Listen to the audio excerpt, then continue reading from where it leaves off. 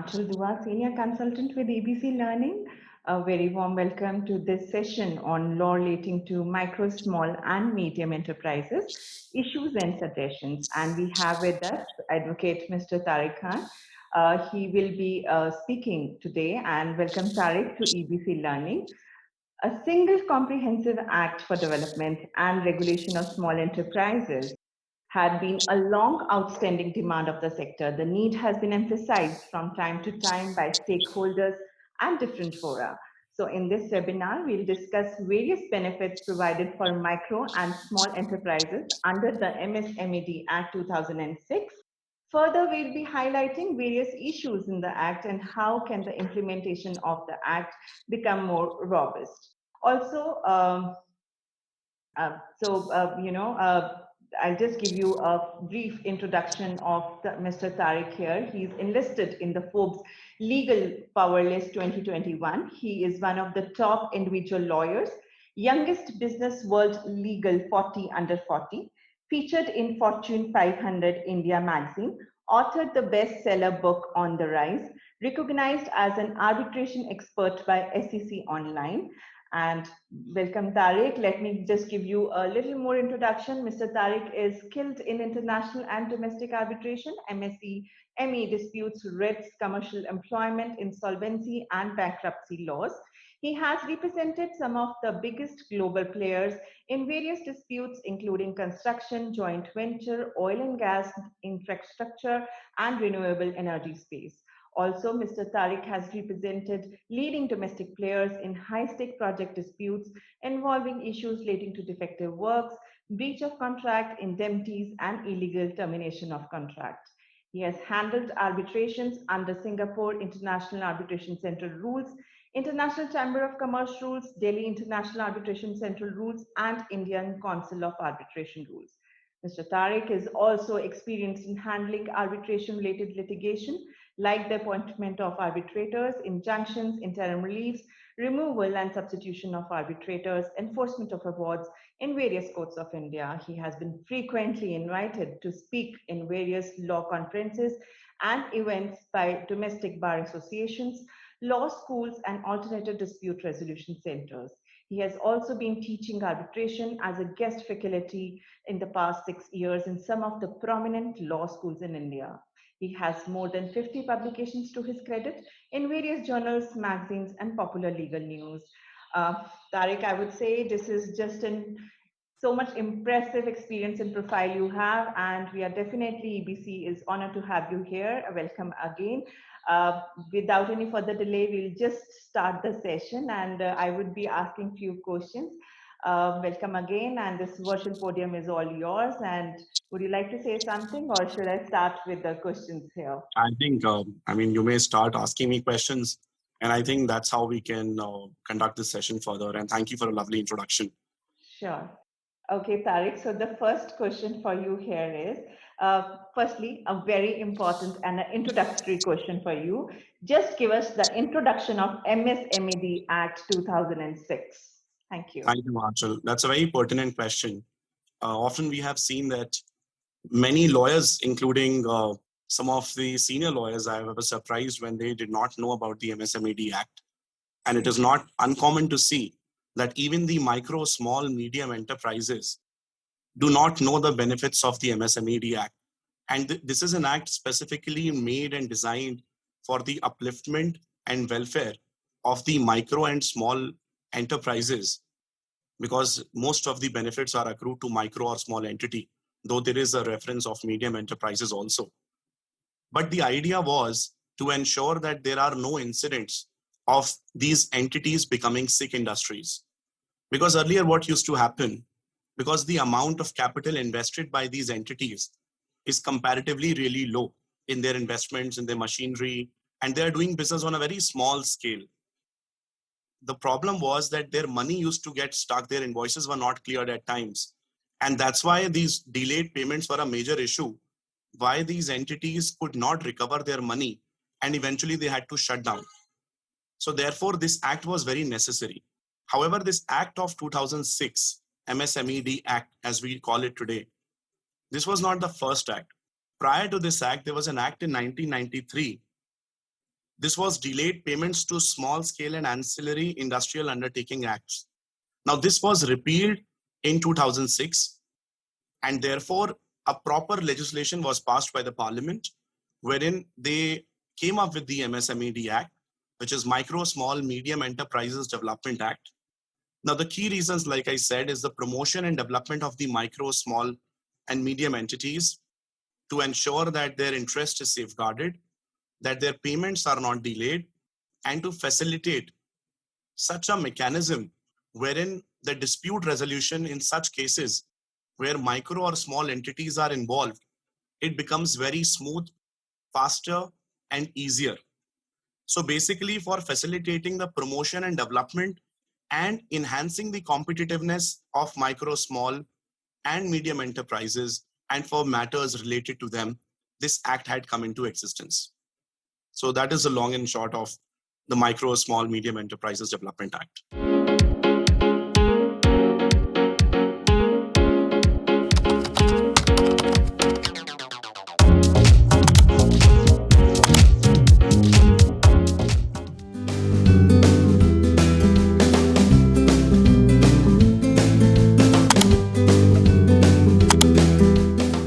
Great. You said that this was the main purpose of, introductory, like the disputes were quicker, faster, and easier to be done.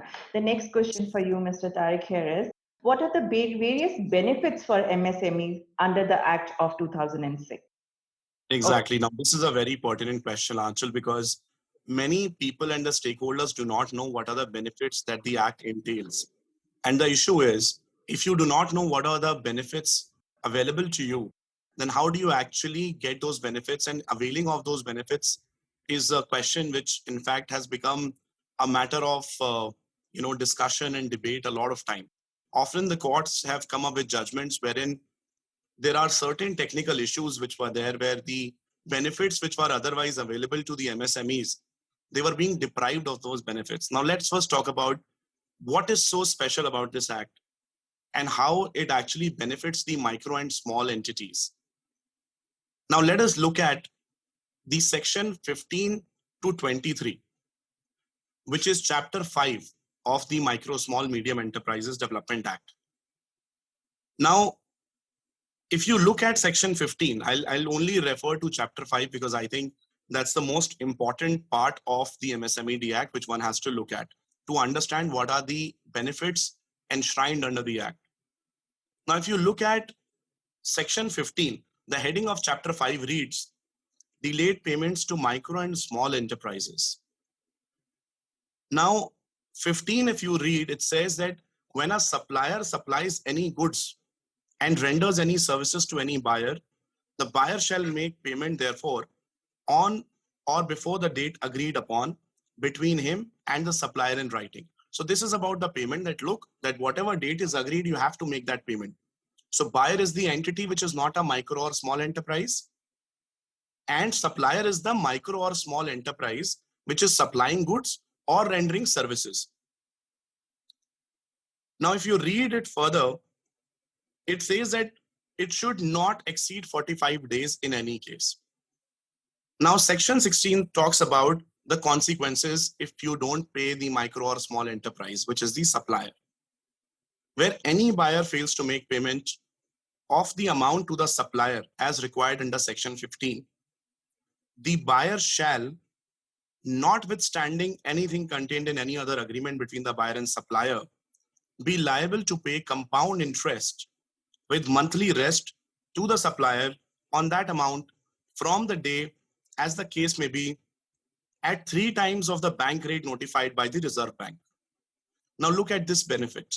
Now this is the only benefit which many MSMEs are not aware of, which means that their money is not being paid by a buyer.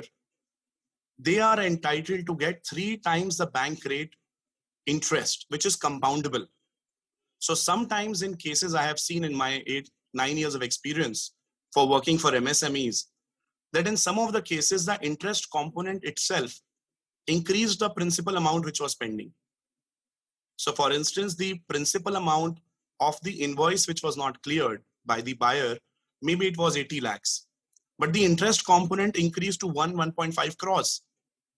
So look at the benefit that this act is providing for the micro small entities to deter those buyers who are otherwise not paying or clearing the invoices of these MSME vendors.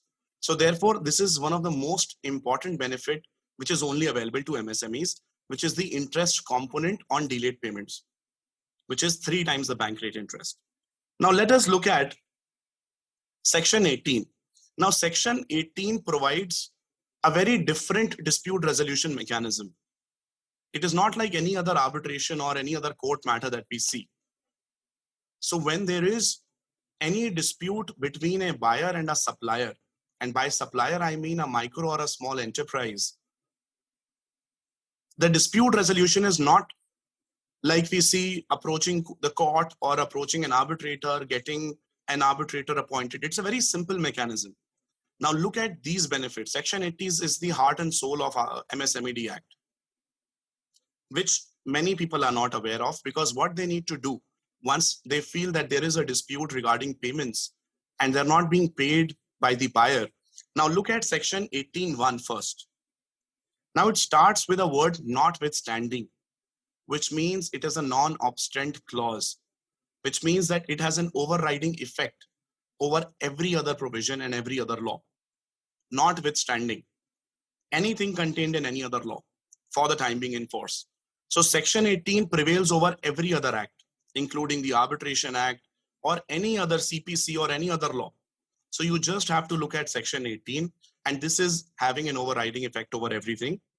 It says that for any party to a dispute may, with regard to any amount due under Section 17, make a reference to the Micro Small Facilitation Council. Now, these are the councils which have been formed only for resolution of disputes pertaining to micro and small enterprise. Now, what is so special about these councils? How are they different from courts? And whether their order is binding, what is the nature? Is it a judicial nature? So these are proper forums where disputes are being adjudicated. They have the backing of the statute, and how they are very convenient and expeditious in nature. I'll come to that. So 18(1) says that you can file a reference. It's called a reference. The invoices you will file, there is a format, and you have to give this reference. Now, what will happen after filing a reference? Now, once you file a reference before any council, 18(2) says that the council shall conduct conciliation proceedings. So there's a 2-step mechanism.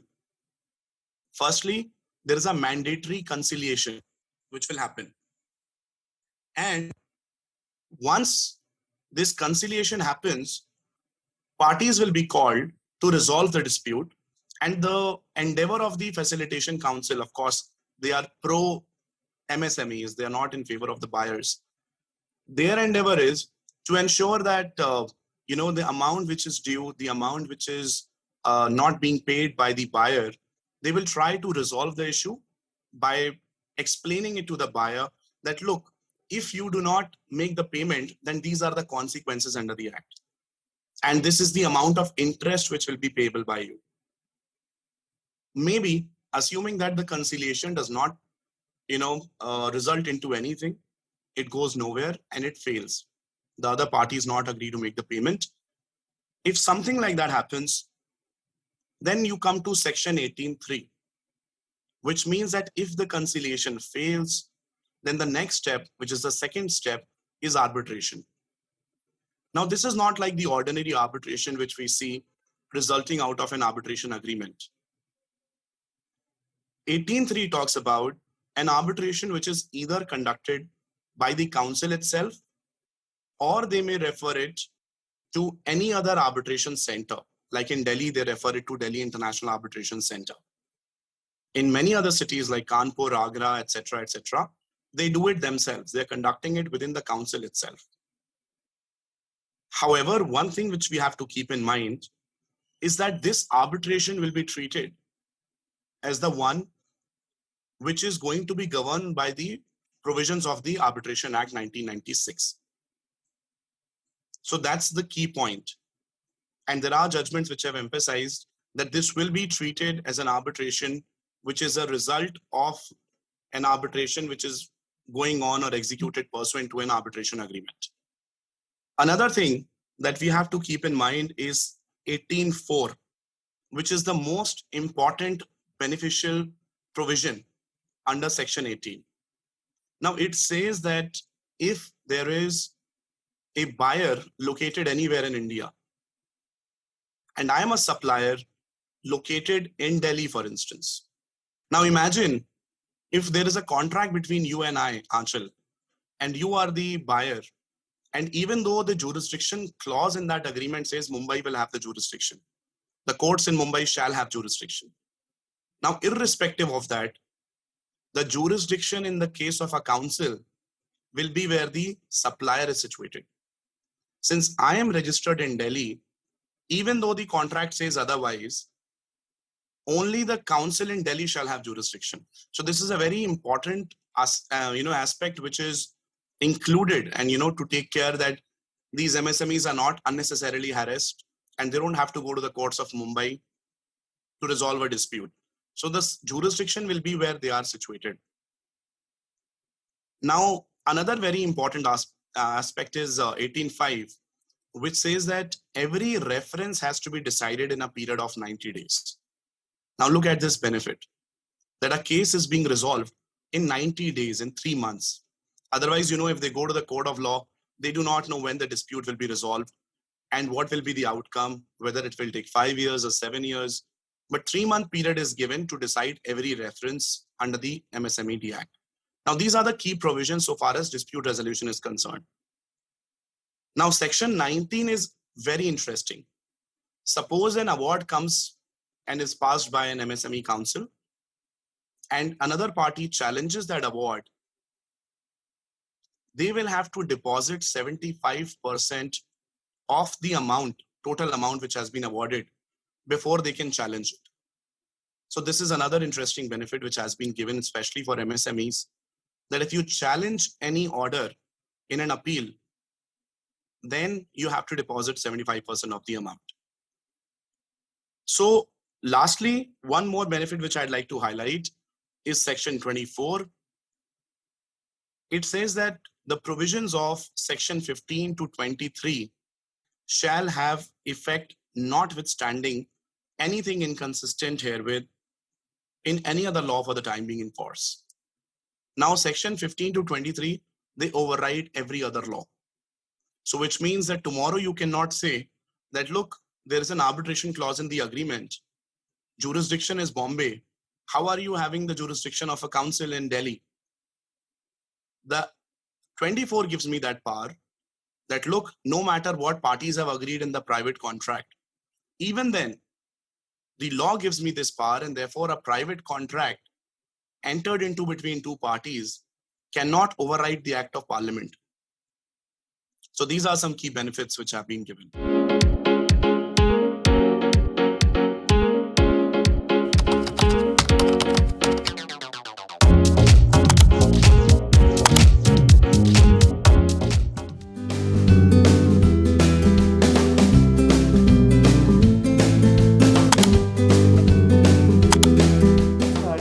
Great, Tariq. So a lot of benefits, what you have just explained, 90 days for resolution, resolving the issues, or suppliers, having a jurisdiction where they are situated. So a lot of benefits. So I have another question for you. What are the issues surrounding the Act of MSMED 2006? What are the issues which are of a major concern? Okay. Now, that's a very pertinent question, because the government, in fact, took a lot of initiatives to resolve these issues. The biggest problem was that these MSMEs were deprived of the benefits of the Act. They were not able to take the benefit. And in fact, earlier there was some MSMEs which were taking, undue advantage of the Act. I'll tell you what is the issue. The first issue with the Act was that if you look at Section 7, which is the classification criteria, how do you decide which entity is a micro or a small enterprise? How do I know what am I?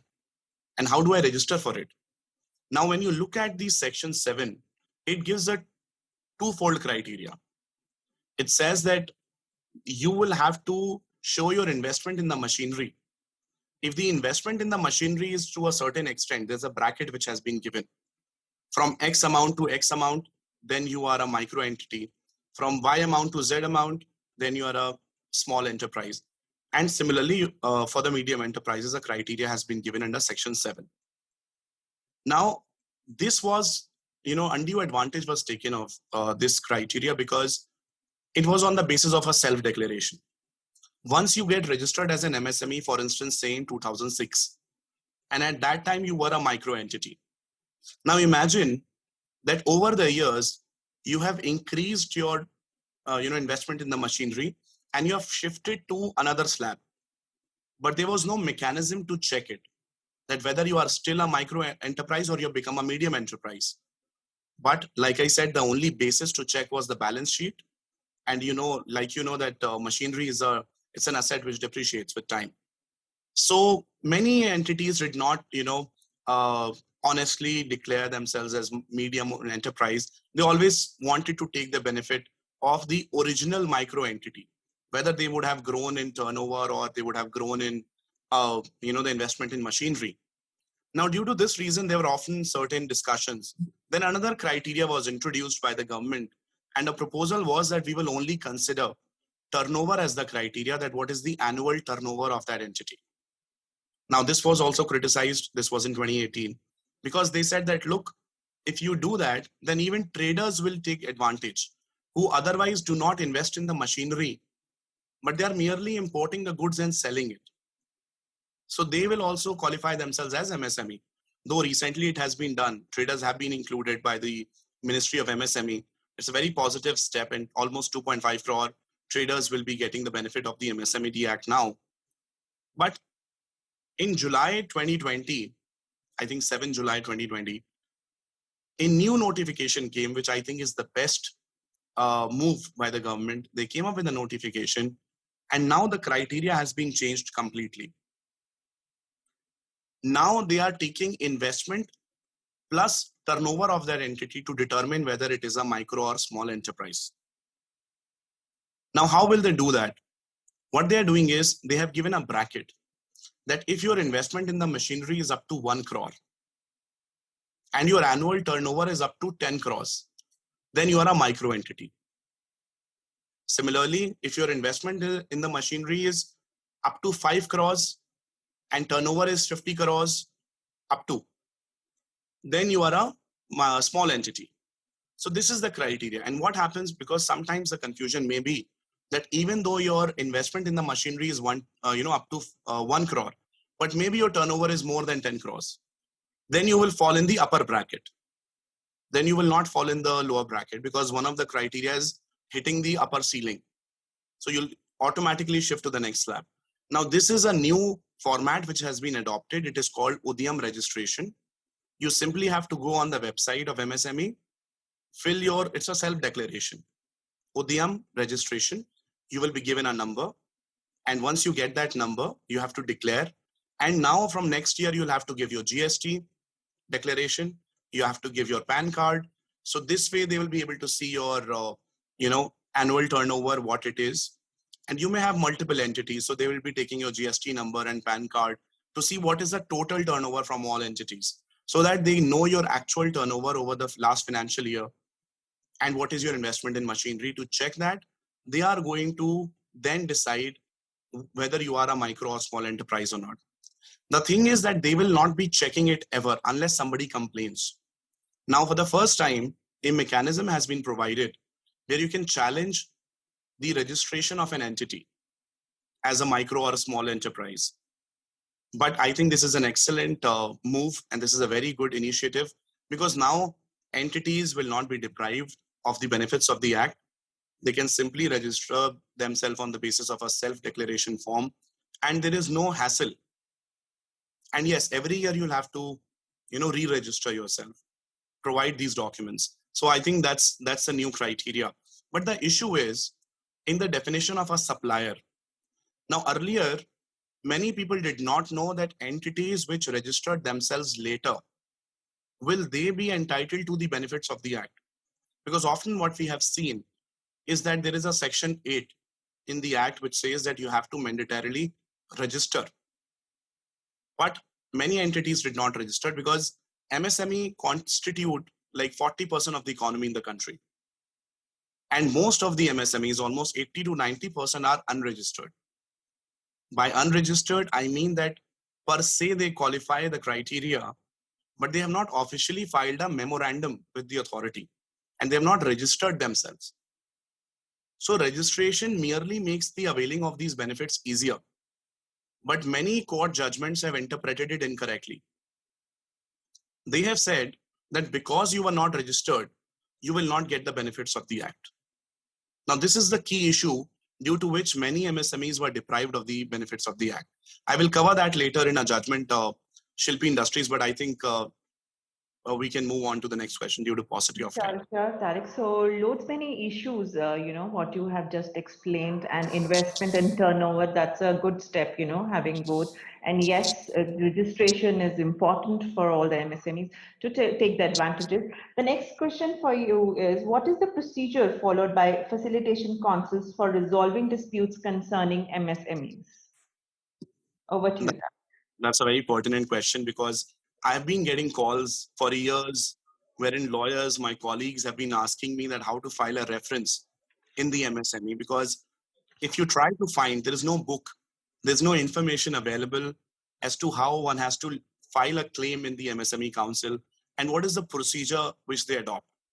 So I think it's a very simple step. I'll tell you step by step briefly. One is that there is no fixed, technical format which has to be followed. The first thing that you can do now is that you can go online and you can see which is your facilitation council. Like in Delhi, for instance, it's been decentralized. Earlier it was in Patparganj, and there was a center of Director of Industries in Connaught Place where they were taking these proceedings. But now they have done it, they have made it depending on the district. Like South will have a different jurisdiction, North Delhi will have a different MSME council. You just have to go online, type where you are registered, and accordingly, they will tell you that this is the center where you have to go.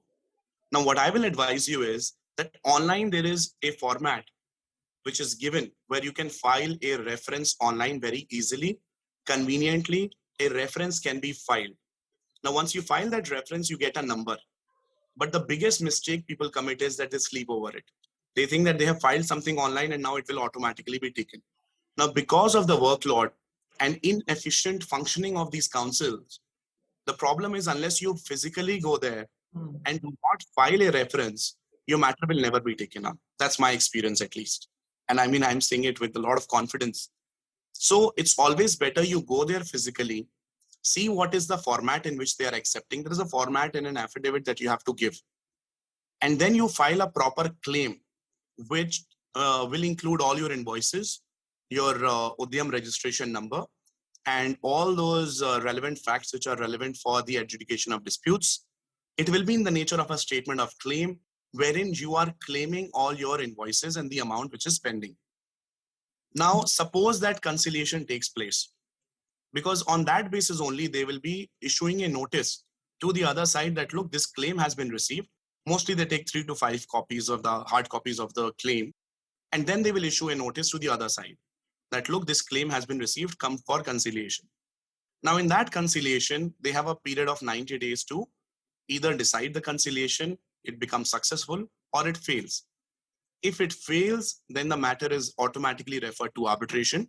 And sometimes most of the councils treat these pleadings which you filed as the statement of claim and the statement of defense, and accordingly the matter is argued and an award is passed. So it's not like that arbitration which we see under the Arbitration Act in a commercial contract, where admission denial takes place, issues are framed, then evidence takes place. This is very simple and very fast. The idea is to conclude everything in a period of 90 days. So that's the procedure which is adopted by the councils. Great, Tariq. So great insight what you have given to all of us. Now tell us your views about recent Supreme Court judgment in Shilpi Industries. So in Shilpi Industries, the problem is it's a landmark judgment. A long pending issue has been addressed. Now, like I told you, the biggest issue with the MSME Act was that unregistered entities were being deprived of the benefits of the Act. And what I'll give you a background with an example, what was happening all over the country. So suppose you and I enter into a contract in 2010. In 2013, the contract is concluded. I raise my invoices and you do not clear them. In 2014, I register myself with the MSME authority. I file a memorandum as per Section 8. Now, when I go to the MSME Council, the only thing which they see is whether I am registered or not, and they take my claim. Now, the other side would always challenge in writ petition and even take an objection before the council that, look, at the time of entering into the contract, he was not an MSME. He was not a registered MSME, and therefore he cannot avail the benefits of the Act. Now, this was the key argument which was always proposed. There were divergent views given by the High Courts. Steel Authority said, no, you will not get the benefits. Hamid Leather Exports, then Indar District Corporation, and one of the judgments which I, in one of my matters, Ramki was the main important judgment, Ramki Infrastructure Limited versus MSEFC, which was pronounced by Justice Bhakru in Delhi High Court, which answered and clarified this beautifully. Excellent reasoning was given, wherein he said that any micro or small enterprise need not file a registration because they are covered in the definition of Section 2N. Because, if you look at 2N, which is the supplier's definition, Section 2N. So supplier has one criteria is that you have to mandatorily file a memorandum within 180 days as per Section 8. Though there was a notification subsequent to that, which said that this condition is not mandatory.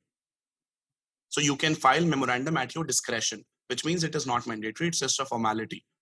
Even in the judgment of GE, T&D, Justice Muralidhar said that it's just going to make the availing of the benefits easier.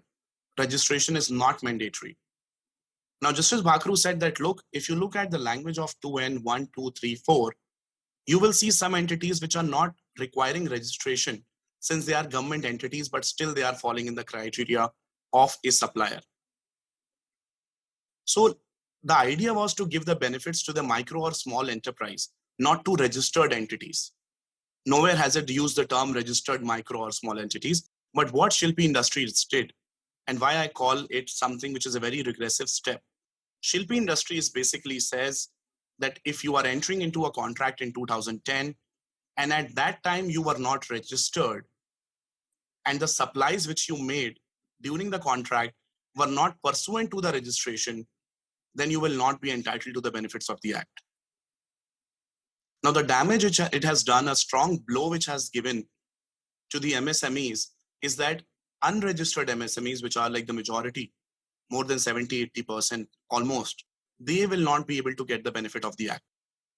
Because ideally this Act came up for the micro or small enterprises, but because the Supreme Court has now limited it only to the registered entities, now many MSMEs will be deprived of the benefits of the Act.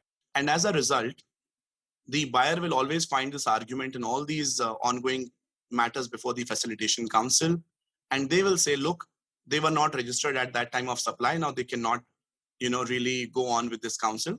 And we will invoke the arbitration clause in the contract. And they will have to now file a case against me in the city where I'm located. As a result, because MSMEs are like having low budget, they will not usually be able to contest it against these big giants. So most of them will then have the fear of going sick industries. Apart from that, two other questions were answered by Shilpi Industries. One is on limitation. The Supreme Court said that Limitation Act will apply to MSMEs. And the second thing is that even the buyer can file a counterclaim before the Facilitation Council. So these are the two observations. In fact, these were the only two issues which were raised before the Supreme Court. But Supreme Court went on ahead and even answered this question, which was otherwise not in dispute, that registered entities only will get the benefit of the Act. So that's the long and short of the judgment of Shilpi Industries, and I hope it's revisited because I don't think it's giving true meaning in my respectful view. With great respect, I feel it's not serving the purpose. So that's my personal take on that. Great, Tariq. Great introduction and great in-depth, insight. Do you want to conclude somewhere, a few lines? So that will be great with all the discussion which we had it now. So would you like to say a few concluding lines and then maybe we can conclude the session? Yeah. I hope that you understood like everything that I tried to explain, because I know it's otherwise a very boring and it seems like something dry, but it's a very interesting and useful piece of legislation, especially for micro and small entities, which are our economy is largely dependent on these entities. And I hope that the government takes note of this and a new amendment is brought in, just like they brought an amendment in the Arbitration Act in 2015, 2019, 2021. Because the problem is we are sticking to the 2006 Act, and the government is only bringing substantial changes by way of notifications. Now, what the government is not realizing is that this notification is creating confusion. For instance, in Shilpi Industries, the Supreme Court did not even take note of that notification, which says that 180-day period for registering mandatory as per Section 8. It's not mandatory. It was relaxed later on. So if you make these amendments in the form of a notification, the act, what we ultimately look as is the Bare Act. But the Bare Act is still the old. If you look at Section 7, the criteria is still the same, which talks about the investment in machinery, whereas it has completely changed after 2020. So I hope a proper piece of legislation, an amended act, is brought in to resolve these issues and to probably give more clarity to the law, so that MSMEs are not deprived of the benefits and in true sense they can take advantage of the act. That's my take on it. Great, Tariq, and fingers crossed. So we do get good amendments on the act. And thank you very much, Tariq, for the most informative and engaging workshop on MSME Act. I'm sure we all have been benefited. Whosoever will be watching will be benefited in whatever professional sphere they are in. And thank you, Tariq, once again. It was wonderful to have you here. And we do look forward for your more sessions with EBC Learning. So Thank you. thank you so much. And so thanks all, and thank you everyone for joining who would be watching us, who are watching us. Hope you all had a great learning experience. Thank you, Tariq. Thank you for being with us. Thank you, EBC, for this opportunity. Thanks, Tariq. Thank you.